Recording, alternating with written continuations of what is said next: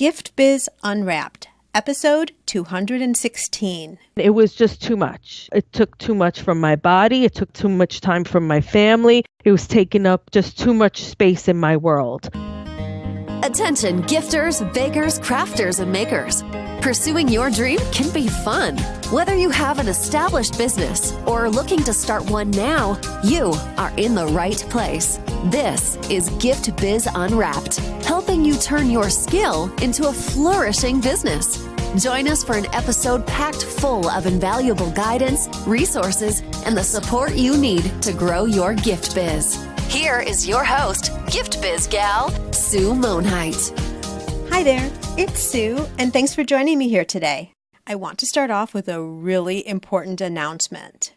The doors for Makers MBA are about to close again. So if you've been thinking about joining and have been putting it off, let's get your questions answered so you can make the right decision for you. Feel free to email me directly with your questions, sue@suemonheit.com. And if you're just joining me here and have no idea what I'm talking about, Makers MBA is my signature business development program for gifters, bakers, crafters, and makers. If you've been thinking about starting a business from your hobby or craft and you don't know what to do first, or if you've started and aren't seeing the results you'd expected, then the program is for you. You'll go from feeling overwhelmed, confused, and discouraged because you're not sure how to move forward, to feeling energized and confident as your business starts producing a steady flow of customers and sales. Not only that, you'll know exactly what to do next to keep the dollars flowing. If you want more detail and info on how to join, go to giftbizunwrapped.com/join Makers MBA. You'll know that we've already closed if you see a message to that effect at that link. But no worries, just drop your name and email and I'll let you know when we open up again. And keep listening to this show too, because that will also help you along as you're waiting for the next session. Okay, who are my bakers out there?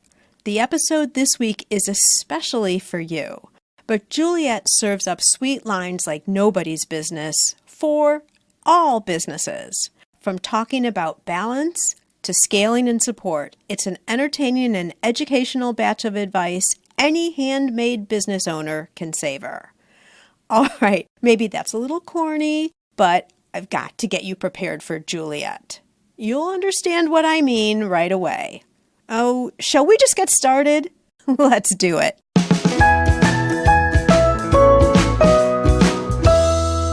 Today, it is my pleasure to introduce you to Juliet Galea of Caker's Chat. Juliet is all too familiar with the love-hate relationship many sugar artists have with caking. After starting a career in cake decorating 10 years ago, while starting a family, she found herself alone, frustrated, and unhappy doing the things she loved most. Juliet's love for sugar art swelled after competing and winning 3 consecutive medals. The toll of working from home alone and doing it all herself, however, was depleting the creative, loving, and social being she truly is. After meeting so many cakers just like her, she wanted everyone to know that they are not alone and has committed to helping those in the sweet community believe in themselves and their dreams. Juliet's weekly Wednesday YouTube show and podcast Caker's Chat are filled with wisdom sprinkles to help sugar professionals with everything from mindset, marketing, and the encouragement needed to compete and stand out in the industry. Juliet, welcome to the Gift Biz Unwrapped podcast. Thank you so much for having me. I am so looking forward to our chat. And although this isn't frosting and cake, I have a question for you about candles. And I know you know it since you've listened to the show, but I'd like to have you describe yourself through a motivational candle. So if you were to share with us what color it is and what the quote or motto would be on your candle, what would it look like? Sue, I absolutely love this idea. So my candle, I know everybody's probably thinking teal. It has to be teal because that's our branding. But no, it's actually more of a glowing orange, pink, and magenta and red center. Of course, it's filled with love. So when you light this candle, I want you to be filled with love. And remember that you are enough in front of that candle would say, I am enough, because love has to start with loving yourself. And of course, being the complex being that I am, on the other side, it would say, all you do is do, do, do. And that's just a whole bunch of doo-doo. Seriously, that's a riot. Right. It really comes from the fact that we try to value ourselves by doing so much. And the minute that we have some free time to ourselves, we don't feel like we're worthy. And I don't want you to feel that way. That's a whole bunch of doo-doo. Let that premise go. Live life with intention and know that everything you do either is towards your goal or away from your goal. And there is a time for rest, and that should be part of your whole plan. You know, I think a lot of us are challenged with that. And I'm thinking as you're saying this, it's probably part of just being an entrepreneur and wanting to build something for yourself. That restlessness, because I don't think I can sit in a chair and not multitask. I'm not sure I know how to do it. And I know it's important, to your point, that you should. So I need to work with the doo-doo, apparently. It really is important. I think it's a way, if you acknowledge it and know that it's there, it does take hard work, because if that's how you're wired, as I am, and for many generations, that's how we've been wired, to just keep going. The thing is, what'll happen is you'll burn out, and that thing that you love most will be the thing that you hate. Yeah. It's wisdom, that's for sure. What do you call them? Wisdom sprinkles? Wisdom sprinkles! But while we're on this point, I don't think I can say this enough, and we have talked about it before, but there's a difference between doing, and then doing tasks that can actually build your business. And it's important. There always has to be a little bit of both. This is kind of a spin off of the whole working in your business versus on your business theory. But so often we think we're busy because we're doing so much, but then we're not seeing more sales coming in or the phone ringing more or whatever it is, because we're so busy working on something, but it's not necessarily something that's leading us to a goal. Absolutely. So we have to be careful with that. We can't get stuck in the doo-doo. How about that? That's a great one. I like that one too. Don't get stuck in the doo-doo. I have a 5-year-old and a 9-year-old, so everything is potty talk in my house. So yeah, that's probably where it came from. But yeah, don't get stuck in that. You don't have to be the one to do everything. As an entrepreneur, you think that because it's the beginning, sure, in the beginning you do have to have your hands and fingers dipped and everything. But as you get proficient in what it is that you do, that excellence, that thing that you can only do and nobody else can, you need to start outsourcing some things and start looking at things from a higher level so that you can move ahead. Otherwise, you're going to be stuck working in your business and not on your business, and you won't move ahead. You won't move ahead, and you've limited your business then, because there's only so much one person can do. And then it'll just build up into resentment, and then you're going to be like, you know what? I don't want to do this anymore. Let's move on. Yep. I know it firsthand. Well, yeah, and that's okay. And, maybe some of our listeners here will be like, gulp, that's me. Well, guess what? It's okay. You learn and then you make adjustments. And I often have to watch myself, because it's so much easier to gravitate to things that are easy and comfortable to do versus the challenging things that often are the things that are going to advance your business forward. It's hard work to rest, relax, and rejuvenate. It is hard work, especially if it's not part of your habits. It's not part of your habit. So if it's not part of your daily habit to rejuvenate, relax, or even meditate, it's just as important as water. It's just as important as sleep. And yet even those things fall to the wayside because you're so busy doing. You can't do that. The first thing you do, you wake up in the morning, you grab your phone and you see how many likes you have on something. Oh my God, that burns a hole in my heart. Please don't do that to yourself and your mental state. You need to get back into your own center and speak to yourself. Absolutely. All right, well, let's practice what we preach and not get stuck here. Yeah, let's start. Because we could talk the whole time on this. Right. Share with us how you got into cake decorating. So the first portion of your sweet career, if you will. Absolutely. I was always some type of artist, crafter type of personality. And believe it or not, I went to school for business communication and graphic design. So I was a graphic designer. As far as baking was concerned, that was just something we did at home. And it was just a rite of passage in our family. You were ready to be a wife to somebody, if you will, when you knew how to bake very well. And in my teenagehood, my cookies started to get more complex. And one day my mom handed over the mixer to me and said, okay, now you're in charge of the holiday cookies from now on in. And that was like the biggest diploma I could ever get. So you didn't feel like that was work, like she was sending that over to you. You were happy about it. It was like a status symbol in the family, kind of. Status symbol. My mom, the perfectionist. I mean, she is Mary Poppins reincarnated. And she like literally gave me the mixer and trusted me with it. And as a matter of fact, I believe she might have said something, you do them better anyway. Whoa. Yeah, that was a huge deal. So I've always done cookies and cookie platters for the holidays, Easter and Christmas. Like that was my thing. That was my therapy from school. I loved it. I loved the monotonous. We used to say tedium is my medium. The tediousness of trying to make each cookie the same. It's therapeutic. I loved it. And I still do love it. And then one day, my in-laws moved into a new house. I didn't know, what do you give somebody that has everything? I said, you know what? This guy, Buddy Velastro, Cake Boss, has been making cakes on TV. I've been watching Challenge on Food Network all the time. Like that was my pastime, I guess. I said, you know what? They make it look so easy. Let's see. I've never made a cake before, but here I go. This is how I do it. I jumped in head first. And I baked the cake. It was okay. I'm kind of picky. And then all of a sudden, my hands manifested this cake with a house made of Rice Krispie treats and a tree. And I'm like, how did I do this? I posted it on Facebook. I mean, if you look at it now, it's really like what? Like a little kid did. But I couldn't believe that I did it. But believe it or not, from that little cake, somebody called me, and my second cake was a commissioned cake right away that they asked me to make a soccer cake for an event. And then it just went from there. So you know what's cool about your story, Juliet, is you felt it internally. You felt that spark internally. And then also you got confirmation when someone saw it on Facebook. So it's like two things coming together at once for a perfect union.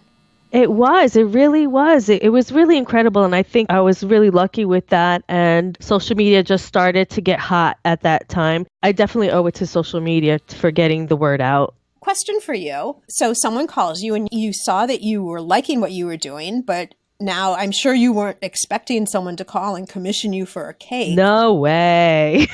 How did you react to that, and what did you do about pricing? Because this isn't even on your radar. Okay, so they called me, and of course this was like a family. This is family who asked me to do it. And I'm going to be honest with you. It was my second cake that I did. I said, pay me whatever you want. It's okay. That's how you start, right? Yeah, because I didn't know what. Mm-hmm. They were family. I'm like, I've always baked and just gave it away anyway. And this is my second cake ever. Are you kidding me? Like, I'm sure it took me a week to make the cake. Like, that's okay. Like, that. It's my second cake. That's not going to work long term for sure. Right. It's supposed to be a business thing. It's just, I know it took a lot of work to do. And I wasn't really expecting anything. I was just grateful that somebody asked me to make them a cake. And they paid me. And it was definitely proportionate to what the work asked for. I don't know about how pretty it was, but it was done because it was a tall order. This is my second cake, and I made a round sphere ball on a sheet cake and a soccer ball standing figurine. Now, those people in the sugar world know that that's not an easy thing to do. But again, I jump in head first. Oh my gosh. Hey, I'm still proud of it. I stand by that cake still today. So where along all of this was it that you said, oh, how about making this a business? The calls started to come in. So then there were more calls. Yeah, I guess it really just happened by happenstance. I was going into graphic design. I had my baby at the time, and graphic design was kind of being outsourced with a lot more cheaper overseas designs. Brides weren't spending as much on invitations because that was kind of my flow. And those fancy invitations weren't going out the door. People were going digital. So I'm like, oh man, like, what am I going to do? So my artistic layers, if you will, were no longer Photoshop. They were layers of fondant and creating figurines and cakes and things like that. So I got another email from another person, and they said, oh, I saw you did such and such as cake. Do you mind doing mine? So I did another kid's cake and then another kid's cake. And I couldn't believe these figurines that were coming out of my hand. It was really, even till today, to be honest, it's kind of like an out-of-body experience. You're surprised when you see what you've made. I bet you, too, when you go back and look at some of your old designs, because you have distance from them now, that you look and it's like, whoa, that was pretty good. Look at that. I did that? Yes. And the other side of the coin, too. I'm like, how did I leave those round edges there? And I was proud of that. But now you're more critical, too, of course. Absolutely. But yeah, no, there's some things that I look at, I'm like, you had no training in this whatsoever. And it's like literally manifesting out of your fingers. It is an out-of-body experience. Yeah. It's like a trance. You fall into a trance and you turn around like, who did that? Oh my God, that was me. Oh, that's so funny. So your first jobs were people that you knew, friends and family. Mm-hmm. How long, and this is a perfect demonstration of word of mouth, right? Word of mouth, social media, yes, but one thing led to another, and you weren't even pushing for that. This just started organically happening. How long would you say it took from people who knew you till you started getting phone calls from people that you didn't know at all, you had no connection with other than through somebody else? Like literally in months, like not even months, weeks.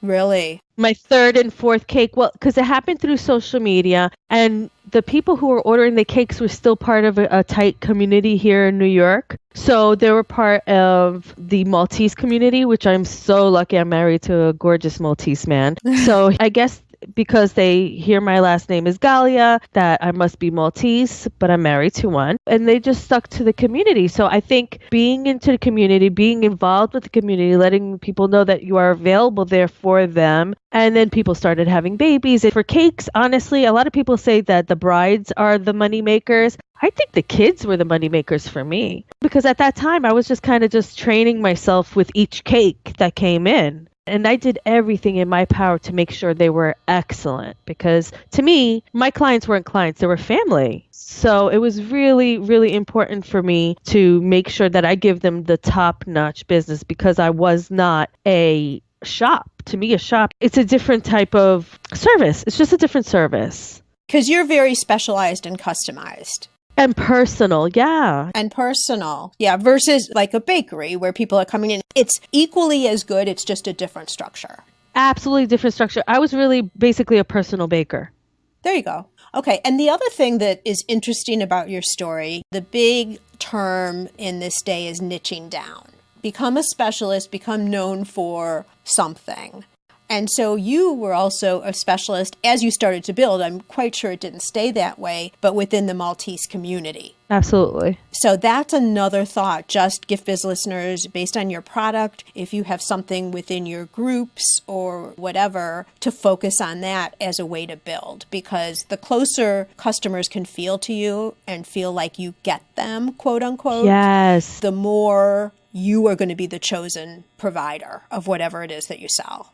Absolutely. I would totally reach out to like mommy groups within a certain neighborhood. If you are in that neighborhood, sponsor their baseball teams or something like that. And I really believe staying local with your community, social media, and I've said this a number of times, social media is a great tool. But don't be its fool. Don't think that because you have followers and I don't know where internationally, that those are not the people who are buying from you.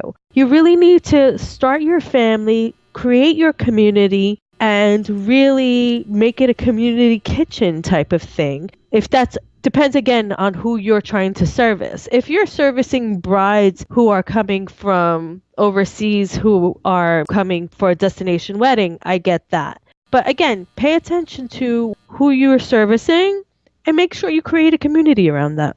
Yes, and social media is a part of the whole, really. It's just a marketing tool. It's one marketing tool. And so is this just a fabulous quote that I just pulled out of you, or have you already said this, or have you heard it elsewhere? Social media is a great tool, but don't be its fool. I've always said that. Social media is a tool, don't be its fool. Oh my gosh. Well, that's going to be a quote that you are going to see on social media with your name under it. Just letting you know right now. I love it.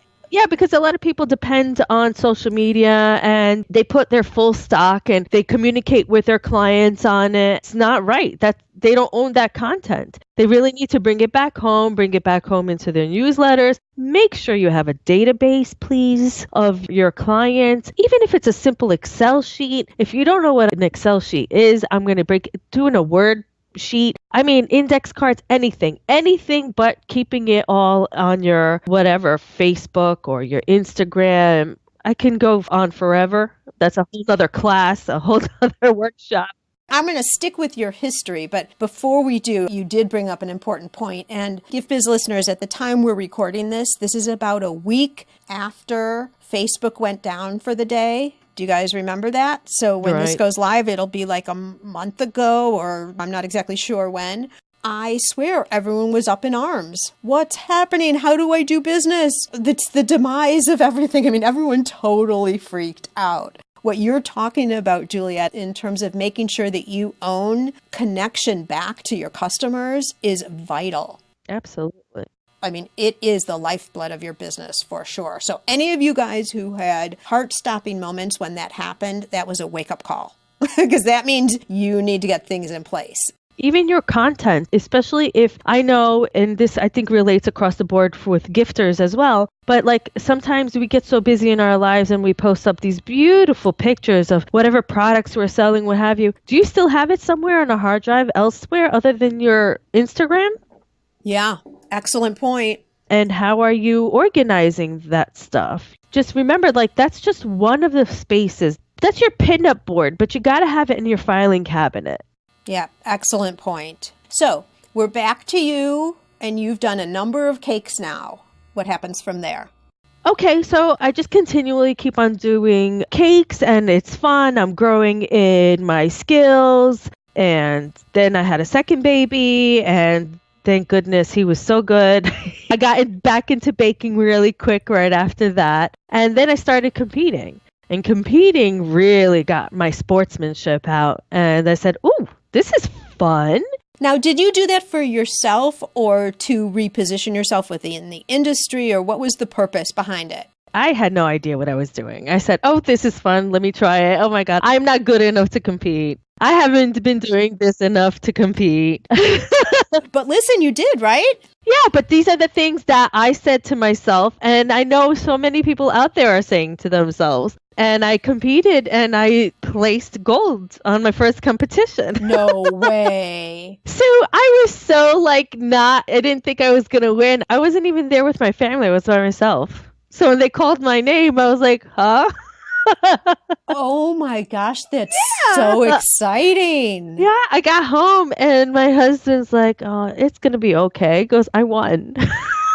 Like, not only won, you won gold. It was crazy. Oh my gosh. It was crazy. It really was. And the amount of cakes and competition, I got to learn that there's other people like me, sugar nerds, if you will. And it just ignited a new thing in me. And I didn't know that there was another community out there just like that. And I could learn more. And there were so many more things I could learn. And it was validating. I mean, you then saw that, okay, what my style is recognized in the industry as being good, more than good, winner status. Yeah, that's a big deal, Sue, because a lot of times when we're alone in our cake caves, our crafting caves, if you will, we are lost alone in our own thoughts, and they may or may not be true. And I'm not going to say that this gold medal said I was great at what I did, but it just kind of gave me that little spirit to say, yeah, you know what? I should stick with this. Hey, they stood up and took notice. Yeah. What was a big deal for me, because the competitive nature that I am, I will never be satisfied with that. Yeah, I placed gold. And this is something I need to work with and appreciate that. Yes, I did win something. But to me, the appreciation that I had professionals with a professional eye looking at my work, taking the time out of their lives to look at my work that I did in my tiny kitchen was amazing to me. I was so grateful for that. And they gave me notes of what was good and how I can improve for next time. And that's what I took into the next competition. Love it. Okay, so you're competing. You went on to win 2 other medals. I know that from your intro. Yep. after Juliet's gold medal status, things started to change. We'll hear what happens next right after a quick word from our sponsor. This podcast is made possible thanks to the support of the Ribbon Print Company. Create custom ribbons right in your store or craft studio in seconds. Visit theribbonprintcompany.com for more information. So I knew something had to change. At home, I live in New York, so I started to get more orders. My work started to get even better. My recipes were unbelievable, delicious. I used to bake the same way I would bake for my family. Not like a bakery. It was all from scratch, and the ingredients were all from scratch. Even my fondant was from scratch. This was unsustainable if you're going to have a business and actually make a profit. Stay here for a second. Explain that to some people who may not understand why that is. This is a good point. Absolutely. I always say this. If I was going to keep on going with the business, I would have to change a lot of things. Again, I was servicing my customers the same way that I serviced my family, if not better. Everything was homemade, handmade, and it was done all from my hands. From washing dishes to getting the inventory, everything was done by me, solopreneur. And it was just too much. It took too much from my body. It took too much time from my family. It was taking up just too much space in my world. Yes, and then you're also limited because since you can only do so much, it's like putting a lid on the jar of the revenue that you could make. Like there's X amount only. Plus, I'm sure if you really looked at the right costs for your cakes, they would be sky high.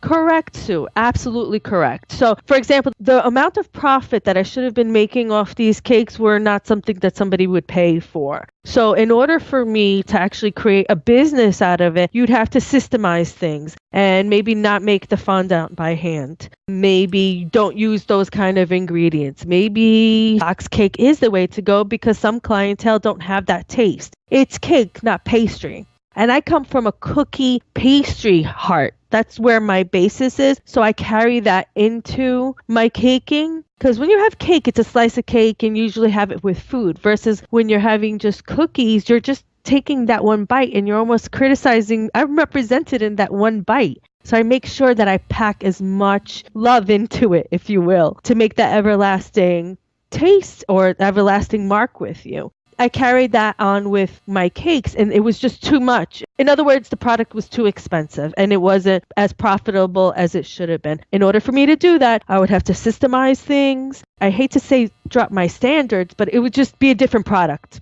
Well, yeah. And I'm also thinking that you were attracting a different audience than what your standard was, because it sounds to me, correct me if I'm wrong, but it sounds to me if you would have continued, you would have needed to be doing upscale cakes to celebrities who could pay for it, or upscale restaurants that had to have specialty cakes and all that, because they'll pay thousands and thousands of dollars for those cakes because of the taste. But it sounds like the type of clientele, yes, of course, it has to taste wonderful, but they were a lot into your designing talent. Correct.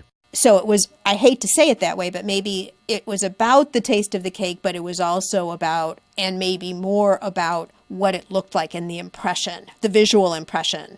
Yeah, no apology needed. You're absolutely right. But the thing is that I couldn't let out a product out of my kitchen or go through my hands that wasn't perfect, because of course that's my perfectionist in me. So if that product wasn't 100% through and through, I felt like I couldn't put my name on it. So it held me back. That perfectionism, and that's why I say perfectionism is just, perfection is perception. So for that, those months out of my life, those years out of my life, I was holding myself back because I literally could have been making way more money, but I didn't because I needed to have that product be 100% through and through. Not even 100%, 110%, whatever it is. I put so much more effort into it. Yeah. So Gift Biz listeners, I want to relate this to everybody. So Gift Biz listeners, this could be for you making sure that this hand-blown glass bead is absolutely positively, every single one of them is absolutely perfect. or cookie designs, same thing. I should try and stay out of the industry, but gift baskets, that the bow that you're putting on, if it isn't absolutely perfect where every single loop is exactly right, you scrap that bow and start over with a whole nother bow. Like, those are things that cost you money that the client never sees. Now, obviously it can't be lopsided. Like, a bow couldn't be lopsided, or a glass bead can't be imperfect. But when we go to that styling level that is just taking so much time with perfectionism, it's a good place to self-check, because you're losing money in that moment when you go back and redo and redo and redo. Do. Oh yeah. Time is money. And let's say, for example, let's go to those bows. Let's say, and this is just an example, I'm not a bow maker, so I don't know what the lingo is here, but let's say, for example, the most perfect bow in the world has 8 loops in it or 9 loops in it. And your client couldn't tell if it had 5 or 8, to be honest. He's happy with 2. Whatever he's happy with, go for it. If he's happy with the 2, go with the 2. I know you love the 9 loop bow. I know that you love that for your satisfaction, but maybe you can tier your stuff and say a 2-loop bow is a silver package and a 9-loop bow is like a gold package, and do it that way. That way you can still do the bows that you love, but get paid according to it. Good point. Okay, so the suspense is rising. You're at a crossroads. And so now you've identified this challenge. So what were your options and what did you decide to do about it? I live in New York City. So in New York City, we don't have a food cottage law. So if I was going to continue with my baking, I would have to open up a studio, which is something I've always dreamt of. Or actually, that's the only thing I was thinking, is like having a studio. So I'm like, should I open up a studio? Meaning like a commercial kitchen or a bakery or what? It would be a commercial kitchen that you would have to come and see me by appointment, because I'm an artist first and foremost. So it wouldn't be something that I would be doing retail on a daily basis. Gotcha. And I have my kids to raise as well. So that would have worked with that. So I was shopping around for that, thinking how much time would I need to commit to that? Because it's another family member. It's another part of your life. Mm-hmm. So I was in that crossroads. I was still getting pricing and thinking what I should do. And once that summer's eve, I guess, if you will, we were having a barbecue or a gathering with a whole bunch of bakers where we were talking about the baking industry and we were giving each other advice. And I was asking people questions, as the curious caker I am. I'm asking people questions and they're like, oh, that's a great question. Everybody's listening in to the questions and stuff like that. And I said, you know what? This is such great information. You guys are so full of great information. This should be put out there and shared with everybody, because I'm sure everybody else has questions just like this. And my friends were like, oh, well, then you should put it out there. And funny enough, I don't know how it happened, but we laughed it off. We left it alone. A couple of weeks later, and next thing I know, I'm out there helping out another friend who started putting the information out there. And that's Chef Amy Laura. And we went on Periscope at the time. We went on Periscope, and next thing you know, we had a whole bunch of followers asking us, people that we know, asking her questions. We were talking about networking, and it was such a great chat. Was it perfect? No. Our papers were flying all over the place. The content and the information was awesome, because she kind of brought it home of why it's so important to network and what it can do not only for yourself, but for your business. Right. We called it Caker's Chat from the get-go. It was just something that happened spontaneously. So just as spontaneously as I was throwing into the role of being a cake decorator or a sugar artist, here I am being a host of a talk show. And once again, did you have that inner feeling like, ding, light goes on, this is what I want to do? Well, I love talking to people. I love getting information from people, extracting. I've always been good at that. But when my confirmation, when I said, when that ding moment, if you will, when it said I should keep on going with this, is when I saw all the followers and all the questions and all the emails and Julia, can you find out how to do this and how to do that? And when I saw that other people needed this community and that we're all alone in our cake cave, and this is what I need to drive home, and this is so important to me, is that we need to create a community where we love each other, or as I like to say, so we can all rise together in the oven like cupcakes. We can absolutely rise together. We don't need to knock each other down. We do not need to blow out somebody else's candle, if you will. All our candles can light and light up the whole universe together. Absolutely. And I think especially because so many people are solo entrepreneurs, for sure, as they get started, you do feel alone. And am I doing this right? Or am I enough to your candle? And to have other people say, hey, I felt the same way. I'm going through the same thing. Keep going. Here's what you do, or here's what worked for me. Just having that camaraderie. And we talk about the fact that social media isn't something you should lean on totally. Well, social media like Facebook groups like this are golden. Absolutely. Gift Biz listeners, if you haven't already found some groups that are in your industry specific, I definitely would do so. And I have to put the plug in here for our group, Gift Biz Breeze, which is for all gifters, bakers, crafters, and makers, because I think there's a quality to cross-breeding, crafting, and making as well. Absolutely. So a maker community like mine, but also a community that's industry specific. And those two together are perfect. What do you call it? What you have a saying. You have all these sweet sayings. But what's your buttercream saying? Oh, spread love like buttercream, of course. There you go. Of course. But of course. So are you not baking anymore? Okay, so I would love to bake, but I do it on the holidays and I do it only for family now. So I get those requests like, oh, Julie, because my family name is Julie. They don't call me Juliet. Julie, do you think you can make me those peaches? And of course, with my family, it's never just a dozen peach cookies. It's like a tray. I'm like, sure.